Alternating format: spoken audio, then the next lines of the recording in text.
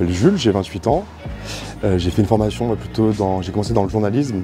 Okay. Ensuite j'ai fait une fac de ciné et un master de production de jeux visuels.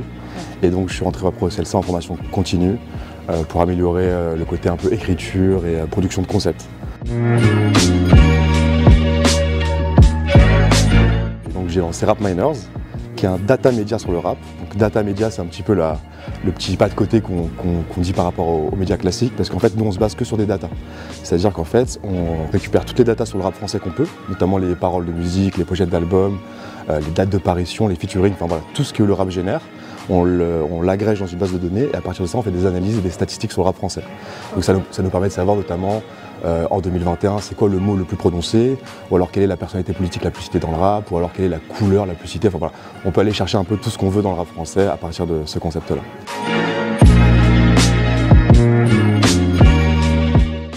En gros, on est principalement sur Instagram, c'est là qu'on a le cœur de la communauté, on est à bientôt 30 000, j'espère. Et à côté de ça, on a Twitter, mais on l'investit à moitié, on va dire. Et YouTube également. Et là, YouTube, nous, on a un gros focus là-dessus cette année. Parce que vu qu'on est on est dans la production de contenu, enfin moi, voilà, dans l'audiovisuel, YouTube, c'est quelque chose que j'ai vraiment envie de faire bien. Passer voilà, un mois sur une vidéo, ça me plaît plus que le côté petit contenu rapide de Twitter, ce genre de choses. Mais c'est vraiment sur Instagram qu'on s'est lancé, qu'on s'est démarqué, qu'on a un petit peu réuni la communauté qu'on a aujourd'hui. Clairement, genre moi je suis fan de rap, je suis fan de musique à la base, mais le rap en ce moment me comble totalement, on va dire, parce qu'il a une diversité musicale assez incroyable aujourd'hui. Enfin, il y a vraiment plein de choses à apprendre dans le rap actuel. Et donc forcément, on a d'abord eu l'idée de faire quelque chose sur le rap, et ensuite est venue l'idée de la data en fait, parce que c'était pas fait actuellement, et qu'on s'est dit que ça pouvait nous permettre, on va dire, d'avoir un angle un peu plus unique sur le rap français. Quand beaucoup de médias font juste du partage ou vont dire écoute ce rappeur c'est super ou n'écoute pas ce rappeur c'est pas bien, nous on voulait sortir de l'avis subjectif en fait. On voulait arriver à donner au public rap de la matière, de la donnée pour débattre en fait. Et sortir de ça c'est lourd, ça c'est nul, ça qui nous semblait un peu vide des fois. Et notamment dans les interviews rap, où des fois on interviewe les rappeurs sur les baskets qu'ils vont porter ou sur le nombre de sandwichs qu'ils vont consommer, mais rarement on leur parle de leur texte, de leur musique et de leur processus créatif. C'est vraiment ça qu'on a voulu essayer de faire. J'avais pas à la base envie de monter un média. J'avais une bonne idée que après j'ai creusé. Mais je suis pas parti en mode ok je veux faire un média, qu'est-ce que je pourrais faire, peut-être que je peux faire ça. C'est vraiment le projet. C'est un peu imposé en fait, c'est-à-dire que ça nous a paru être une bonne idée, on s'est dit ça n'existe pas, et il y a vraiment un moment aussi où ça s'est vraiment concrétisé, c'est le moment où on a trouvé les formats.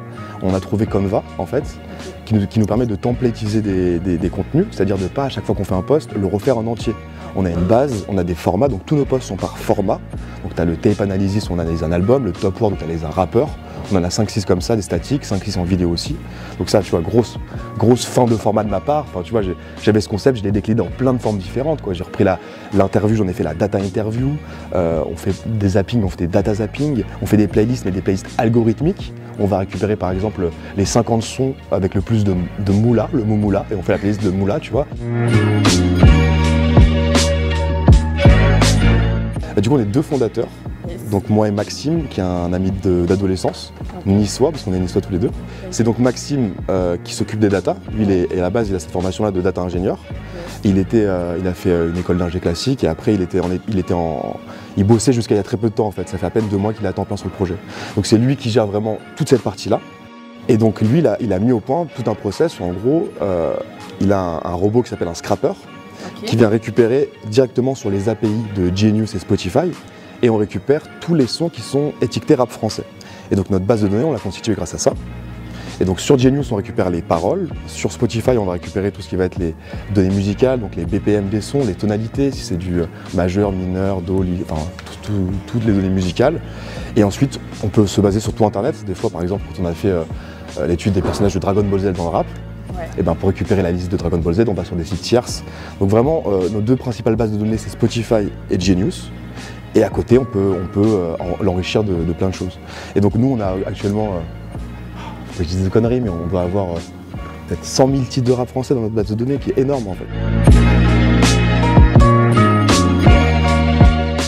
chaque fois qu'on est arrivé sur un format, on a eu l'envie de renouveler le truc et pas juste de le faire pour le faire. Okay. C'était pas une envie de faire ça parce qu'on voulait avoir un média et interagir avec voilà, les artistes et tout. C'était vraiment genre on avait une bonne idée qu'on a juste creusé à balle et voilà. Donc je pense que c'est important vraiment de prendre son temps. Tu vois, moi je sais aussi que la première graine de RapMiners, elle a été en janvier 2019.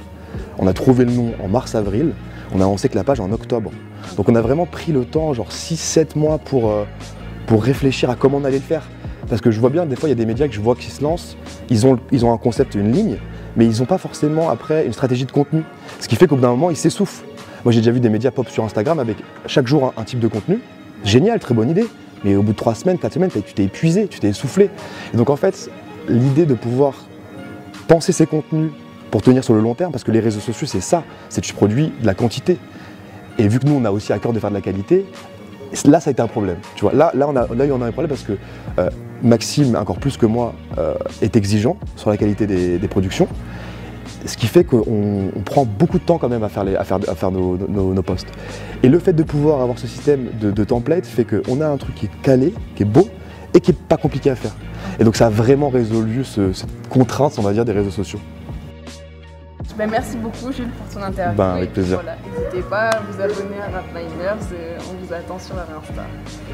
Ben, merci pour l'invitation. Merci. Yes, bravo. Nice, trop cool, trop intéressant.